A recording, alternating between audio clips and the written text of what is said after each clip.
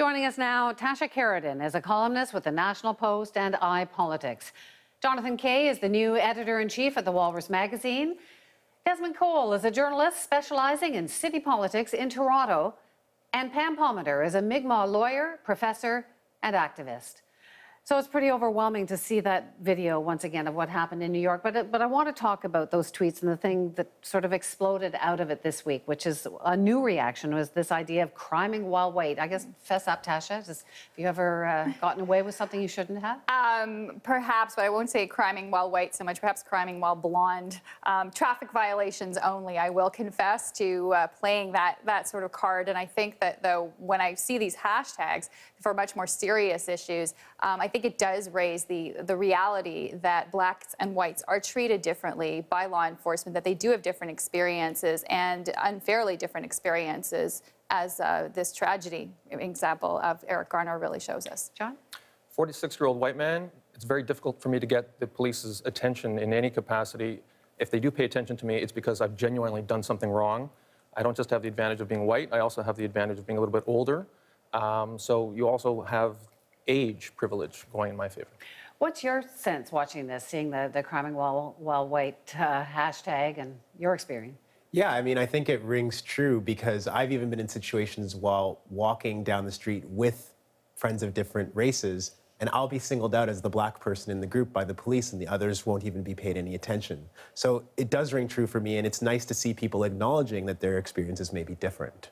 White privilege, is it real? No, it's definitely real, especially for Indigenous peoples in this country. There is a two-tier justice system, and these stories have been going on for decades and decades about how Indigenous peoples are treated differently. And in terms of white privilege, I myself have been in a vehicle with 6 other Indigenous people, and the one white person doesn't get asked any questions, doesn't get harassed, but the rest of us do. So it's very obvious. Is this somehow, how does it relate to racism? Is this a form of racism, white privilege? No, I actually kind of think that it's racism's like evil cousin, right? Mm-hmm. So white privilege is that ability when you're not the subject of discrimination to not realize that it's going on, to deny that it's going on when people try to bring it to your attention, to kind of be able to be oblivious because it's not your reality. So it's a privilege not to be the subject of racism. That's really what the term is meaning. I'm not sure if it's not racism, though, but I would take issue with the fact that everyone who might receive it is fully aware. And that's something that I think that the hashtags bring up, that people are assuming that is why they were treated differently. And in many cases, this may be the case. I don't think people who are white will specifically use that privilege. I think the issue, though, is that it is racism because it is people treating you differently from others simply because of how you look. So to me, it is actually, it's one and the same, evil cousin or not. Yeah, it's clearly racism because there's the people who receive it, the privilege itself, and then the people who give it, which are white people. So it's white society continues to mirror itself and promote its own image in culture, TV, media, and also in terms of the benefits. And so the people giving it are giving it to the people that are most like themselves, and people who are different, the standard is different for Indigenous people, black people of all types. John? The first time I ever thought about white privilege was when probably those words didn't exist, but I remember it was in the 1990s and I was living in Washington, D.C., and I was asking some friends to help me move apartments. And I asked a bunch of guys, and one of them happened to be black, and he said, you don't really want me to help you move your apartment because what happens is if there's a black guy with a TV walking down the street, sometimes he'll just get stopped because they assume that he got that TV by stealing it. And it was actually the first time I'd ever thought about that as a white guy, I could walk down the street with a TV and no one will stop me. And I guess that's what white privilege is, just the right to do stuff that's perfectly legal and have no one harass you. Well, that's been some of the reaction to this criming while white hashtag is like, hey, black people, we knew this forever, and now that you guys are talking about it, great, welcome to the club. Is it helpful? I do think it's helpful because one of the ways that we can ultimately address this problem is by people acknowledging that it is a problem. Right? So if you have people who are subject to privilege, but who don't want to talk about it and who don't want to acknowledge the ways in their experiences might be different. Is awareness enough, though? No, absolutely not. It's not enough. You know, we can talk about ways in which people can give up their privilege, acknowledge their privilege, but you can't do that until you actually acknowledge that your experience may be different from other people. Well, I think acknowledging that experience, the way to bring that home, unfortunately, is if you witness it. I think that's why I was saying sometimes white people may not be aware, because unless you witness it, or unless you have a friend who tells you of an example, you may not be conscious of it. And I think that's where it starts in terms of awareness, but it moves forward then to education and encouraging people to have conversations like this and teaching others, specifically people in positions of authority. I think that's very important because they are the front line, and they are people that others in society will look up to in terms of behavior. And if you have police acting as you did in the two cases that you referenced in your introduction, that's where it becomes extremely problematic. So there was some pushback this week to the criming while white hashtag saying, okay, now, you know, white people have turned even this story into one about themselves. Do you see this as positive a development or not? I do see the criming while white as positive because there's two aspects to this. There's Black and Indigenous people saying, look, we're dying. This is a life and death issue. It's not just about who gets a job and who doesn't. White privilege kills Black and Indigenous people. Criming while white are people saying, you know what? I see it. I see the difference. And that's half the battle, because who's going to make the legal and policy changes around this? It's not going to be the disenfranchised or oppressed Black and Indigenous people. It's going to be all the white privileged people that are in government and who are the policymakers. So how do you, John, I mean, how do you fix it? You acknowledge there's a problem. What should be done? Well, I think at a very basic level, technology is part of the solution. In particular, cameras in police cars. You now have some police forces that they're actually wearing cameras on their uniforms. And in fact, one of the reasons we're talking about this case in New York was that it was on film. The film is very disturbing to watch, and there's some questions about whether we should even be showing it. I actually think it's a good thing that we see it, because it's disturbing. And 10 years ago, those videos wouldn't exist. You wouldn't have a chance to see how horrible some of these episodes can be. And you could also put yourselves in the shoes of the onlookers and the police and say, you know, was this a legitimate reaction to what was happening?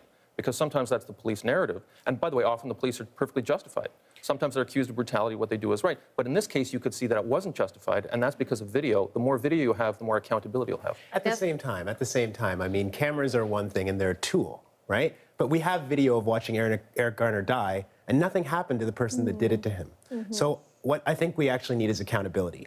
We need to make sure that when somebody does what was done to Eric Garner or to Mike Brown or to many other countless young Black men in the United States and here in Canada, that they actually face a punishment. Because it is a privilege not to have to face the consequence of your actions when a kid walking down the street in Toronto is a suspect because of the color of his skin before he's even done anything. But you're not going to get that accountability if the people who are on the grand jury don't have the level of knowledge or awareness or education to make that decision. Because in the justice system in the U.S., in any event, it is left to a group of your peers, so to speak, to decide whether the case goes forward. So I agree that it is critical that people be brought to account, but to have people be brought to account, you need judges, you need police and justices who have that. Well, sorry, I'll let Desmond get back in on that. Well, all I really wanted to say is that, you know, in the United States, when a prosecutor wants an indictment, they get it 99.99999% of the time. So let's actually be honest and ask ourselves, how come whenever a white cop kills a Black unarmed person, that there's no indictment? Let's just be honest. In the case of the particular indictment or lack of indictment, I would agree with you. But what's important is that we're talking about larger issues, and some of them are practical. In the case of the New York cop, the police force is actually revisiting their chokehold policies. And that's a big deal. I mean, I'd never thought of chokehold policies until this case came up, because I've never been in a chokehold, and my friends haven't been in a chokehold. But for the first time, you have the national media talking about whether police forces should be using chokeholds. I know that's not a sexy issue, but for a lot of people who could be subject to that, it could be a life or death thing. So even if the police officer in question never goes to jail, you know, you could save lives just by focusing on that one. What do you want to see, Pam? Well, you know, words are meaningless. Press conferences are meaningless unless there's action behind it. And the police are their own worst enemy. Instead of pointing that out as a really bad scenario, this was wrong and we need to weed out the bad apples, the police forces consistently rally behind these people who murder people in cold blood under the justification of fear, or I thought he was reaching for his weapon, or you're just Indigenous. I mean, we have countless examples here. J.J. Harper and Frank Paul and all of the people here in Canada who've suffered under the police, and there's been no accountability. So what needs to happen then? Well, what needs to happen is, Concretely. it's more than just public education. It has to come from the government down. There has to be laws, there has to be civilian oversight, there has to be special oversight by Indigenous peoples. If you're the target of the police here in Canada, there must be special oversight by Indigenous peoples. And this isn't something new. The United Nations is calling for this. The Office of the Correctional Investigator is calling for this. It's interesting that they, shall I say, white panelists think that there's progress and are optimistic about that this will be a moment of change. Well, I hope it's a moment. I don't know if it'll be a moment. I hope it is a moment of change, just as I do in terms of what's happening, the whole discussion about women and sexual harassment. There are these watershed moments which can bring change.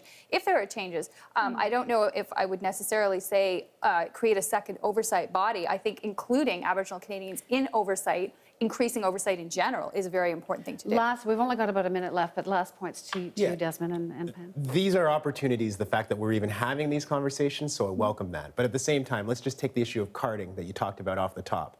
We had a report recently. Which you have to explain what that is. Where just people really are quickly, stopped it's on the just street. that when people are stopped on the street and asked for their personal information. We had a report recently that the police changed their policy on it, but people in community don't think they've changed their policy, that the police are behaving the exact same ways and stopping people. The chief of police in Toronto, Bill Blair, denied that that was actually going on. So how are we going to make progress if we have new rules and we have, as you say, talk is cheap? Yeah, last point, Pam, and then it is. John. And if government and law enforcement can't change the words that come out of their mouth, society's not going to change their view of us. If the Department of National Defence calls Indigenous peoples terrorists, well, how do we expect Canadians to treat us? How do we expect law enforcement to treat us? And until that change, those fundamental internal changes happen, it's not going to change for us on the ground. Thanks to all of you for being part of this conversation tonight.